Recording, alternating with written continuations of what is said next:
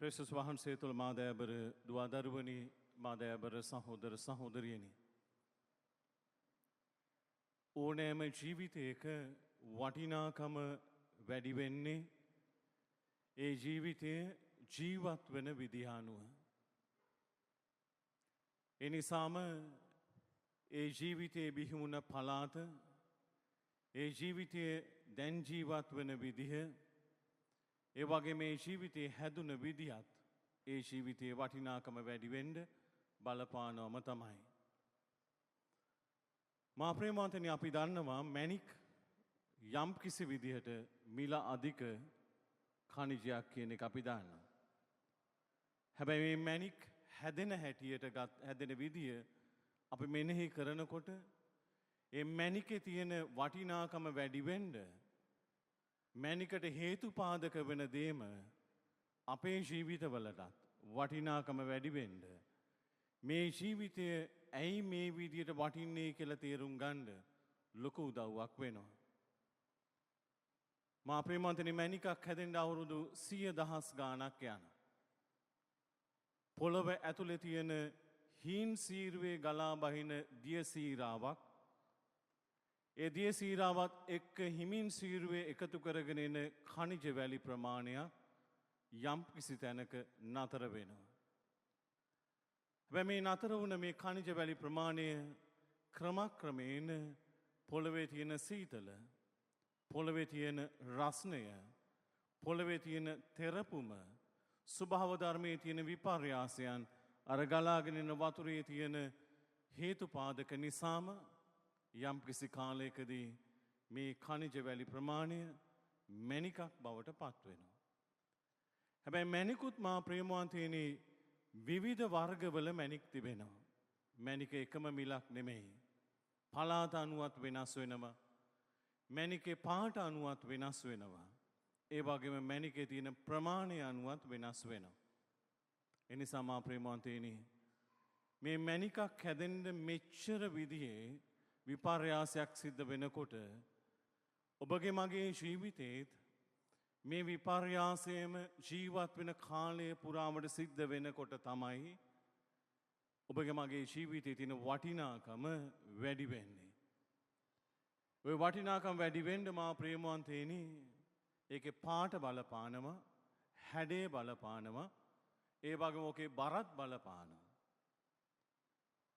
ශුද්ධවන්තෝනි මුනිතුමන්ගේ ජීවිතයත් මා ප්‍රේමවන්තයනි ගත වුණ අවුරුදු 36ක කාල පරිච්ඡේදයේ ඇතුලේ සිද්ධ වුණෙත් මේ මැණිකක් හැදෙන විදිහටම මහා විශාල ස්වභාව ධර්මී විපර්යාසයක්, දෙවියන් වහන්සේගේ ආදරයේ තෙරපුමක්, ඒ වගේ අධ්‍යාත්මික එකතු කරගත් මහා විශාල වටිනාකමක් ක්‍රමක්‍රමයෙන් මහා විශාල වටින ජීවිතයක් බවට මැණිකක් බවට පෙරලපු එක. එනිසා මා ප්‍රේමාන්තයනි අන්තෝනි මුනිතුමන්ගේ ජීවිතය අපි මෙනෙහි කරන්නට ඕන. උන්වහන්සේ මේ මට්ටමට ගේන්න හේතු වුණ කාරණා මොනවාද කියන එක.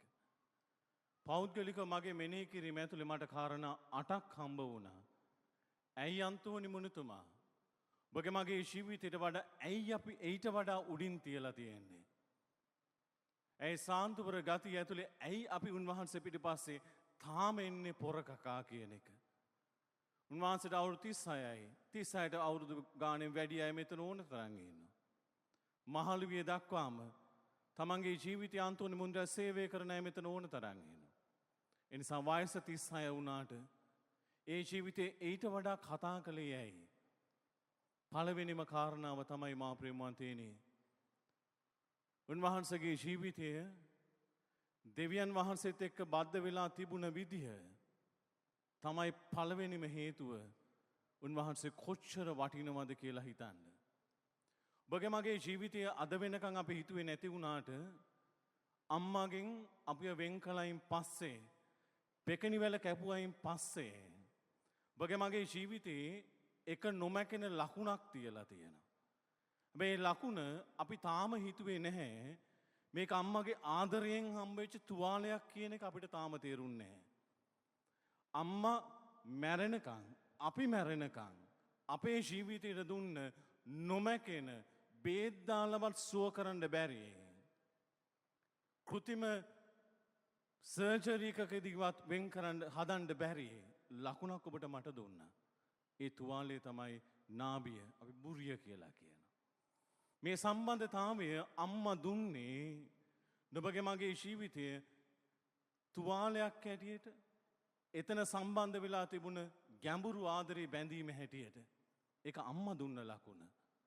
ඒක ආදරේ බැම්ම දෙවියන් වහන්සේ අන්තෝනිට දුන්න ඒ ආදරේ බැම්ම ඊට වඩා ඝනකම වැඩි.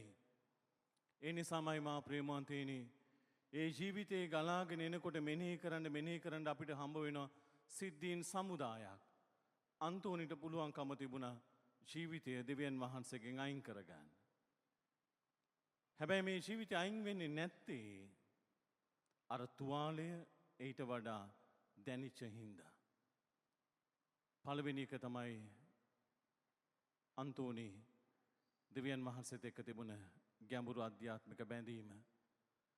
දෙවෙනි කාරණාව තමයි ඔබ ඕනෑම තැනක ගිහිල්ලා බලන්න ලෝකෙම තියෙන ප්‍රතිමාවන්ගෙන් වැඩිපුරම ඔබට හම්බ වෙන ප්‍රතිමාවක් තියෙනවා නම් ජේසු අත දරාගෙන ඉන්න ඒ තමයි අන්තෝනි මුනිඳුරයාගේ ප්‍රතිමාව. මේ ජේසුව අන්තෝනි මුනිඳුරයා අත දරාගෙන ඉන්න එකෙන් කියවෙනවා උන්වහන්සේ කොච්චර මරියාවන්ට ආදරේද කියන එක. මරියාවන් නැතිව ජේසු ගැන කතා කරන්නත් බැහැ. මරියාවන් නැතිව කුරුසේ ගැන කතා කරන්න පුළුවන් කමකුත් නැහැ. එනිසා මා ප්‍රේමවන්තයනි දේවමෑණියන් මේ අන්තෝනිගේ ජීවිතේ පුදුමාකාර විදියට ගැඹුරක් ගෙන ආපු ජීවිතයක්. තුන්වෙනි කාරණාව තමයි අන්තෝනි ගාව තිබුණා ලොකු පුරුද්දක් පූජාවට යන එක. පූජාවට යන එක විතරක්ම නෙමෙයි. පූජාවෙන් පස්සේ දන ගහලා යාක්ෂා කරන එක. ඒ නිසාම තමයි අපිට හම්බ වෙන සිදුවීමක් තියෙන්නේ. අන්තෝනි යාක්ෂා කරන වේලාවේදී ඒ ස්ථානයට එන නපුරගේ බලයක් අන්තෝනි අයින් කරන්නේ කුරුසේ ලකුණ පොළවේ ඇඳලා. ඒ මොහොතේදී පවා දෙවියන් වහන්සේගෙන් අයින් කරන්න නපුරගේ බලය ක්‍රියාත්මක වුණා වුණත් හැබැයි අර ගැඹුරු සම්බන්ධතාවය අන්තෝනි වයින් කරන්නේ නැහැ. හතරවෙනි කාරණාව තමයි දිලිඳුන්ට තිබුණ පුදුමාකාර ආදරය. තාත්තා අඬුකාරවරයා, ලිස්බන් නුවර ප්‍රධානියා, බලවන්තයා, පොහොසතා.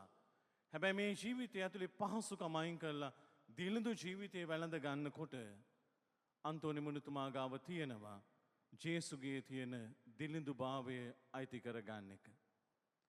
අද අපිට යේසායාගේ පොතේ හම්බ වුණ පාඨයෙන් කියවුණා දිලිඳුන්ට සුභාරංචිය දේශනා කරනු වස්. මේ දිලිඳුකම උන්වහන්සේ වැළඳ ගන්නේ හැම පොහොසත්කමම වටේ තියෙනකොට. හැම පහසුකමම වටේ තියෙනකොට. එනිසා මා ප්‍රේමවන්තයනි ඔබයි මමයි හිතන්න ඕන දේ තමයි අපි ගාව තියෙන දැන් තියෙන පොහොසත්කම ඇතුලේ ජේසුගේ දිලිඳුකම අපි ගාව තියෙනවද කියන එක. මේ මංගලයට ආපු කවුරුත් හිස් අතින් යන්න ආවේ නැහැ කියන්නේ බොහොම පැහැදිලි. එනිසා ඔබ හිතලා බලන්න මංගාව තියෙන පොහොසත්කම ඇතුලේ ජේසුගේ දිලිඳුකම මාගාව තියෙනවද කියන එක. ඔබ අන්තෝනි මුතුමාට කොච්චර ආදරේද ඒ දිලිඳුකම ඔබ ගාව තියෙනවද කියන එක.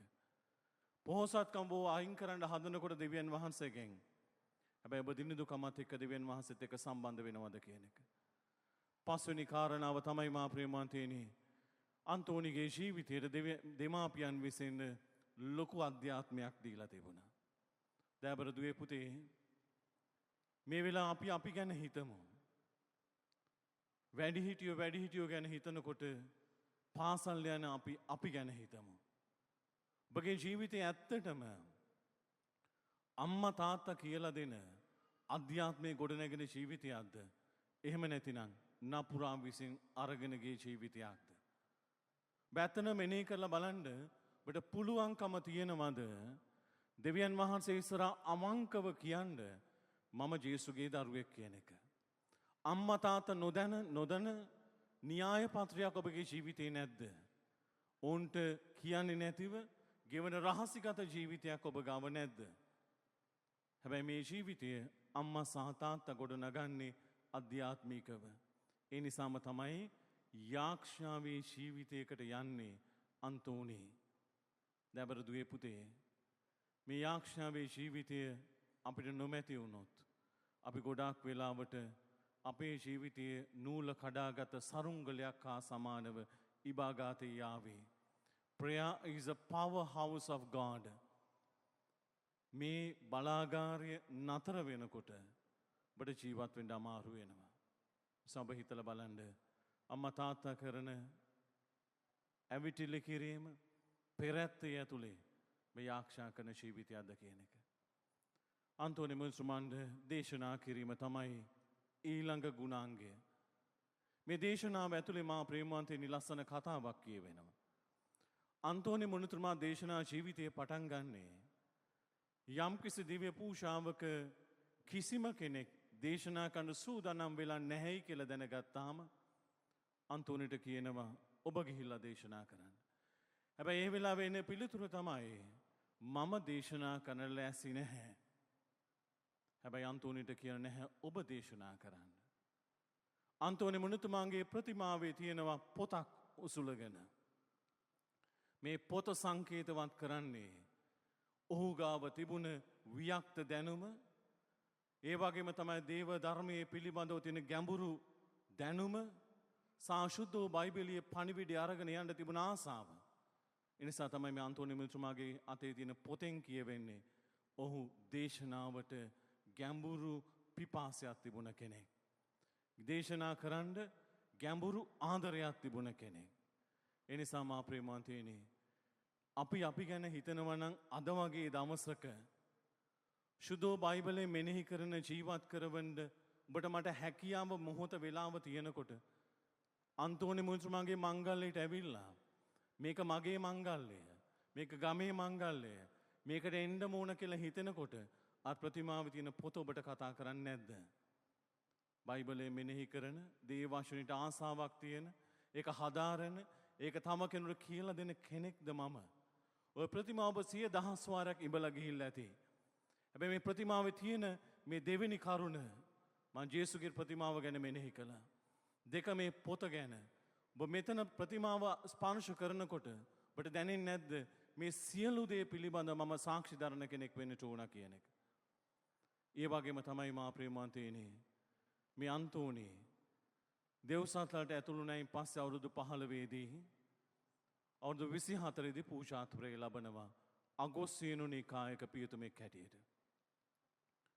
අගොස්සියනු නිකායක පියතුමෙක් හැටියට පූජාතුරය ලැබුවා උනාට උන්වහන්සේ තුල යම් කිසි සිදුවීමක් වෙනවා පූජාතුරය ලබලා අවුරුද්දකට පස්සේ. ඒක තමයි උන්වහන්සේට මුණ ගැහෙනවා ෆ්‍රැන්සිස්කානු නිකායක පියතුමන්ලා. ඒ විතරක්ම නෙමෙයි, මොරොක්කෝවට ධර්මදූත සේවය සඳහා ගිය ෆ්‍රැන්සිස්කානු නිකායක පියවරු 5 දෙනෙක්ව මුස්ලිම් අන්තවාදීන් විසින් මරලා ඒ ශරීර නැවත ගේනවා කියන එක දැනගත්තාම ඒ අත්දැකීම ඇතුලේ අන්තෝනිට සිද්ධ වෙනවා තමන්ගේ ජීවිතය ගැන තවත් ගැඹුරට යන්න. මේ අධ්‍යාත්මය, අගොස්සියනු නිකායක අධ්‍යාත්මය ඔහුට අරගෙන යනවා ෆ්‍රැන්සිස්කානු නිකායක අධ්‍යාත්මයට. මා ප්‍රේමවන්තයනි, ඇඳුම ජීවිතය වෙනස් කළා නෙමෙයි, ජීවිතයයි තමයි ඇඳුම වෙනස් කළේ. එනිසා කවදාවත් හිතන්න එපා ඔබ අඳින ඇඳුම නිසා ඔබගේ ජීවිතය වෙනස් වෙනවා කියන්නේ නැහැ. පාට වෙනස් වීම විතරයි තියෙන්නේ. හැබැයි අන්තෝනිගේ ජීවිතය තමයි ඒ ඇඳුම වෙනස් කළේ. සුදු පාට අගොස්සියනු නිකායක ඇඳුම කෝපි පාට, දුඹුරු පාට ඇඳුමට ගෙනාවා.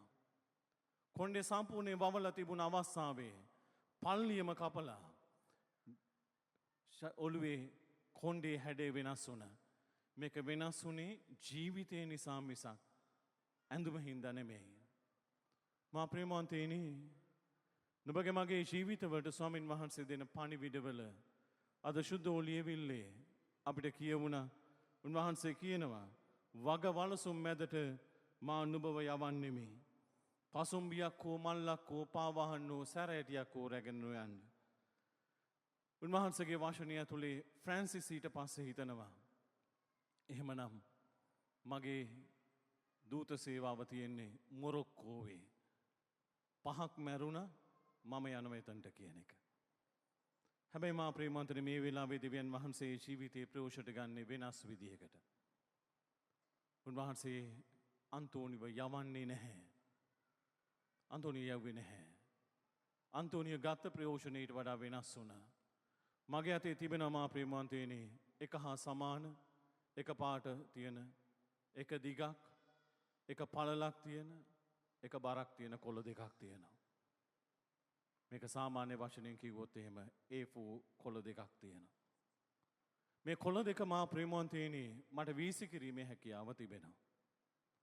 මේක කොළයක් මට පුළුවන්කම තියෙනවා මගේ අතේ තියෙන වෙර වීරිය දාලා හමන සුළඟේ වේගයත් ආධාරකයක් කරගෙන මට පුළුවන් උපරිම වේගයෙන් මේක වීසි කරලා දාන්න පුළුවන්කම තියෙනවා.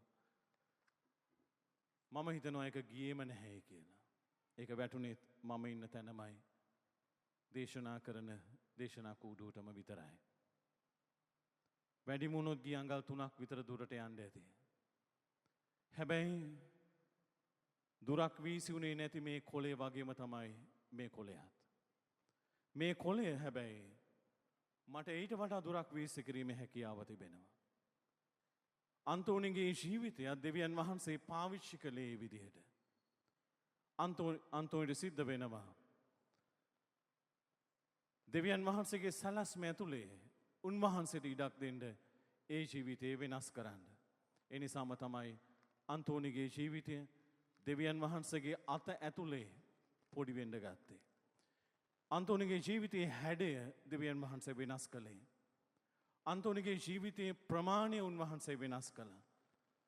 අන්තෝනිගේ ජීවිතය අන්තෝනි හිතුවට වඩා දෙවියන් වහන්සේ වෙනස් කරලම නතර කළා. මෙන්න මේ වෙලාවේ තමයි අන්තෝනිට සිද්ධ වෙන්නේ තමන්ගේ සැලැස්ම දෙවියන් වහන්සේගේ සැලැස්ම කරගන්න. මා ප්‍රේමවන්තයනි එහෙම වුණාම මේ මංගා වැටිච්ච කොළයට වඩා මේ කොළය ඊට වඩා දුරක් යනවා. මේ කොළේ මට වීසි කරන්න පුළුවන් යම් කිසි දුරකට. ඒක ඊට වඩා වෙනස්. හැබැයි මේ බරමයි මේ පාටමයි මේ උසමයි මේ පළලමයි. දෙවියන් වහන්සේ මේ මංගල්‍යයේදී ඔබව අයිති කර ගන්නවා නම් ඔබ ඉඩක් දෙනවා නම් වෙනස් කරන්න අර අත ඇතුලේ පොඩි වෙන්න බලාසි වෙන්නට ඕන. එහෙම නැතිනම් පල්ලියට 142යි එක ගොඩනැගිල්ල වයස. එක ගොඩනැගිල්ල වයස. ඔබ ජුබිලි පොත් ගහනවනේ. මං හරි අකමැති. හරි අකමැති. 142යි ගොඩනැගිල්ල වයස. හැබැයි ඔබගේ ජීවිතේ විශ්වාසයේ වයස සමහර මාසයක් වෙන්න පුළුවන්. ඒකට ඔබ ජුබිලියක් ගන්න පුළුවන්ද බැරිද කියලා ඔබ හිතලා බලන්න. ඔබගේ විශ්වාසයේ ජුබිලිය සමහර අවුරුදු 25ක් වෙන්න පුළුවන්. කල්පනා කරලා බලන්න. මා ප්‍රේමවන්තයනි ඔබ ගොඩක් වෙලාවට අන්තෝනි මුන්ස්‍රය ගාවට එනවා නැති වෙච්ච දේ පිළිබඳව යාක්ෂා කරන්න. නැති වුණ දේ සම්බන්ධව. මේ අන්තෝනිගේ ජීවිතේ මේ සිදුවීමට පසුබිම් වෙන්නේ අන්තෝනි යාක්ෂා කරමින් ඉන්න වෙලාවේදී අන්තෝනිගේ ගාව තිබුණ ගීතාවලියේ පොත අතුරුදහන් වෙනවා. හැබැයි මේ කාලේදී මුද්‍රිත මාධ්‍ය තිබුණේ නැති නිසා ගීතාවලිය පොත ලියලා තිබුණේ අතින්. අපි මැනුස්ක්‍රිප්ට්ස් කියලා කියන අතින් ලියලා තිබුණේ. මේ පොතේම තමයි අන්තෝනි සටහන් දාලා තිබුණේ දේශනා කිරීම සඳහා. මගේ බයිබලයත් ඒ හා සමානයි. බයිබලයේ තියෙන වචන අකුරු වලට වඩා මගේ බයිබලය ගැන මම සාක්ෂි දරනවා.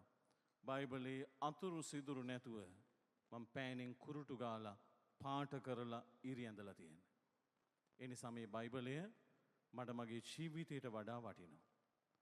අන්තෝනිගේ මේ ගීතාවලිය පොත නැති වෙනවා. හැබැයි නැති වෙනකොට අන්තෝනි දැනගන්නවා මේක සොරකම් කරන්නේ තමන් එක්කම ඉන්න පූජක පුහුණුව සඳහා පුහුණුව ලබන කෙනෙක් තමයි මේක හොරකම් කරන්නේ. අන්තෝනි යාක්ෂාවට යනවා. යාක්ෂාවට ගිහිල්ලා කියනවා මගේ නැති වුණ දෙය මට ලබලා දෙන්න. මේ නැති වෙච්ච දේ ආයෙ ලැබෙනකොට ඒක ලැබුණේ ආකාර තුනකට. පළවෙනි එක නැති වෙච්ච පොත හම්බ වුණා. දෙක පූජක ජීවිතයෙන් බැහැරව ගිය ඒ පූජක අපේක්ෂකයා නැවතත් ආව නිකායට. දෙක තුන පූජක පුහුණුවේ නියැලෙන්නා ගාව නැති වුණ අධ්‍යාත්මය ඔට ආය හම්බ වුණා. එනිසා මා ප්‍රේමාන්තයනි අපි මේ වෙලාවේ ගොඩක් කල නැති වෙච්ච ද්‍රව්‍ය පිළිබඳව අපි යාක්ෂා කරනවා. මේක හොයලා දෙන්න කියලා. හැබැයි මෙතන අපි කීයෙන් කී දෙනෙක් අන්තෝනි මුන්ස්‍රයා ගාව නැති වෙච්ච ජීවිත වෙනුවෙන් යාක්ෂා කළාද? The conversion of the novice was a result of the prayer. ඔබ හිතන්නට ඕන දේ තමයි මේ නැති වෙච්ච දේ මගේ මේ ශුද්ධ බයිබලයත් ඉන්දියාවේදී නැති වුණා 2007 වර්ෂයේදී. ලංකාවේ දරුව 65ක් එක්ක ඉන්දියාවට ගියා ඥානකාන්තියකට. දිව්‍ය පූජාවේ විවිධ භාෂාවලින් තිබුණ පඬුරු පෙර විවිධ භාෂාවලින් ලියවුණ බයිබල් ඔප්පු කිරීමට තිබුණා. මගේ බයිබලේ තමයි සිංහල භාෂාව සඳහා අරගෙන ගියේ. ළමයි 65ක් එක්ක ගියා දෙසැම්බර් මාසේ. හැබැයි පූජා අවසාන වෙලේ මේ බයිබලේ නැති වෙනවා. මම හි සංවිධායකයන්ට කිව්වේ මගේ බයිබලේ හොයලා දුන්නොත් විතරක් මං ඉන්දියාවෙන් පිට වෙලා යනවා. හොයලා දෙන්නේ නැත්නම් මම යන්නේ නැහැ. මා ප්‍රේමන්තනේ වචනේ මං එහෙමම කියන්නේ 2007යි දැන් 2025. ඒ කාලෙදිත් මම මේ බයිබලයට මාර ආදරෙයි. ඒ කාලෙදිත් මා තුල යාක්ෂාවක් තිබුණා මෙන්න මෙහෙම. Jesus was lost and found again. ස්වාමීන් වහන්සේ නැති වූ සම්බ වූසේක නැති වී සම්බ වූසේක කියලා යාක්ෂාව බයිබලෙන්මයි මම තෝරගත්තේ. මේක මම ජප කර කර යාක්ෂා කර කරමයි හිටියේ. මට මගේ බයිබලය වුණා. වීසවල අන්තිම දවස නත්තලට කලින් දවස මා ප්‍රේමන්තනේ බයිබලේ නැහැ. මං ඔවුන්ට කියනවා මේ දරුවන්ව යවන්න. තව කපියතුමෙක් හිටියා යාව යවන්න. මම යන්නේ බයිබලේ දෙනකම්. මා ප්‍රේමන් ඉදා රාත්‍රියේදී පණිවිඩයක් එනවා. ඒ පණිවිඩය තමයි අපි ඉන්දියාවට ගියේ මිහින් ලංකා කියන ගුවන් සේවයෙන්. එදා රාත්‍රියේදී ලංකාවේ රජය විසින් මිහින් ලංකා ගුවන් සේවය තහනම් කරනු ලැබුවා. පහුවෙන්ද ලංකාවට එන්න තිබුණා වුණාට ලංකාවට එන්න ප්ලේන් නැහැ. මම දන්නේ මගේ යාක්ෂාව දෙවියන් වහන්සේ අහුම්කන් දීලා සැලැස්ම කොහොමද හැදුවේ කියන එක. ගුවන් සේවය කැන්සල් වුණා. ඒ නිසා තව දවස් 4ක් ඉන්දියාවේ ඉන්න පුළුවන්කම තිබුණා. එන්න ප්ලේන් එකක් නැදේ හින්දා. හැබැයි ඒ දවස් 4 ඇතුලේ තමයි මේ බයිබලේ හම්බ වෙන්නේ. Jesus was lost and found again. මේ අන්තෝනිත් දෙවියන් වහන්සේ තුල යාක්ෂා කළේ නැති වූ දෙය සම්භව වෙන පිණිස. ඒ ද්‍රව්‍ය, ඒ පුද්ගලයා, ඒ ජීවිතේ වෙනස් වීම නිසාමයි. ඒ නිසා මා ප්‍රේමවන්තයනි මේ ජීවිතය ඇතුලේ නුඹගේ මගේ ජීවිතවලට මහා විශාල අධ්‍යාත්මයක් තියෙනවා.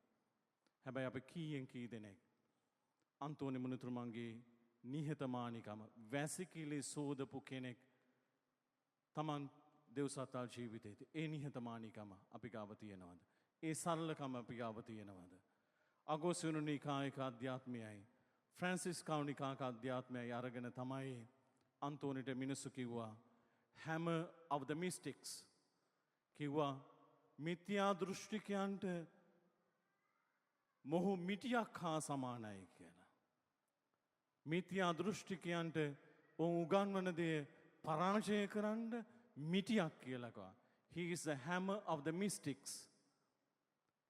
ග්‍රෙගරි නමවන ග්‍රෙගරි පාප්පහන්සේ අන්තෝනිට කිව්වේ තමයි Ark of the Testament කියලා කිව්වා.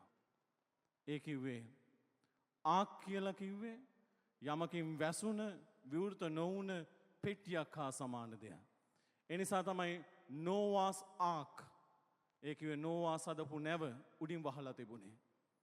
ඒ නිසාම තමයි Ark of the Covenant ගිවිසුම් කරඬුව. නමෝන ග්‍රෙගරි පාප්පහන්සේ කිව්වා Ark of the Testament කියලා. ඒ කිව්වේ ශුද්ධ වූ බයිබලය ගබඩා කරපු ගිවිසුම තමයි අන්තෝනි කියලා කිව්වා. පාදුවාවේ මිනිස්සු කිව්වා the voice of පාදුවා කියලා. ඒ නිසා පාදුවාවේ මිනිස්සු අන්තෝනිගේ ලෝගුවේ කෑලි කපන්ඩ කතුරු අරගෙන ආවා ගොඩාක් අවස්ථාවල. ඒ නිසාම තමයි අන්තෝනිට ඒ කාලේ යම්කිසි එක පුද්ගලයෙකුගේ ආරක්ෂාවක් හම්බ වෙන්නේ යම්කිසි අනතුරකින් වළක්වා ගැනීම සඳහා. He was the hammer of the mystics, ark of the testament and the voice of Padua. මේ ජීවිතේ මා ප්‍රියමන්තේනි ඔබට මට ආදරේ නම් ඒ ජීවිතේට ඔබයි මමයි ආදරේ නම් මේ මංගල්‍යය අපි එක අවස්ථාවක් කරගමු. අපේ ජීවිත ශුද්ධ අන්තෝනි මුනිතුමාගේ ජීවිතය හා සමග මුහු කරන්නට. අන්තෝනි නාමය ඔහුට ලැබෙන්නේ ෆ්‍රැන්සිස් කවුනිකායට ගියාම. හැබැයි බෞතිස්ම නාමය ඔහුගේ ෆර්නෑන්ඩු අන්තෝනි වෙනකොට අගොස්තුනිකායක සුදු පාට ලෝගුව ෆ්‍රැන්සිස් කවුනිකායක දුඹුරු පාට වෙනකොට මේ ජීවිතය 100,000 ගාණක් ජීවිත හරවනකොට මේ මංගල්‍යය අපේ ජීවිතේ මංගල්‍යයක් වේවායි කියලා අපි යාක්ෂා කරමු.